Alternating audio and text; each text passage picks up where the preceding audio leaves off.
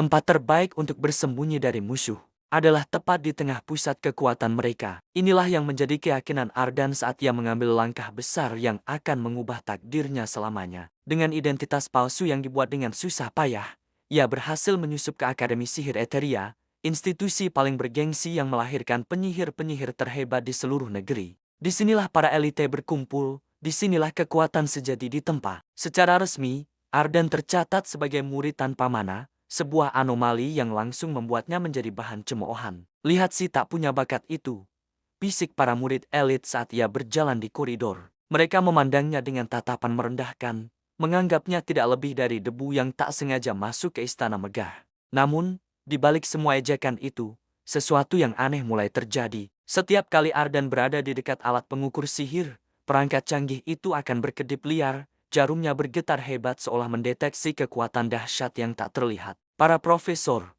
penyihir berpengalaman dengan intuisi tajam, mulai merasakan ada kejanggalan. Mereka tidak bisa menjelaskannya dengan logika sihir manapun. Bagaimana bisa seorang yang seharusnya kosong dari mana menyebabkan gangguan sebesar ini? Kehadiran Ardan menjadi teka-teki yang mengganggu ketenangan akademi. Di tengah keraguan dan kecurigaan yang tumbuh, Serafini, sang pahlawan perang yang kini ditugaskan sebagai pengawas khusus di akademi, mulai mengamati Ardan dari dekat. Awalnya, Serafini melihat Ardan sebagai ancaman potensial, sama seperti yang lain. Tapi semakin lama ia mengamati, semakin ia melihat sisi lain dari pemuda yang pendiam itu. Ia melihat kesedihan di matanya, keteguhan dalam setiap langkahnya, dan beban berat yang seolah dipikulnya sendirian di pundaknya yang rapuh.